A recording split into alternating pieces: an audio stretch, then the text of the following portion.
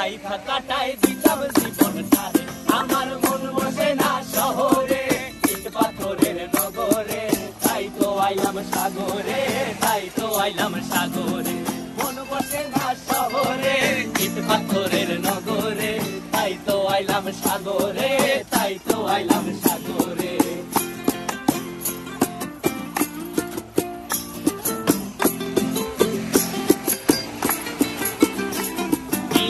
জলেতে ভাষায় দেব মনের দুঃখ যত, আর জলে দিয়া পূরণ করিব হাজার শুকনো ক্ষত।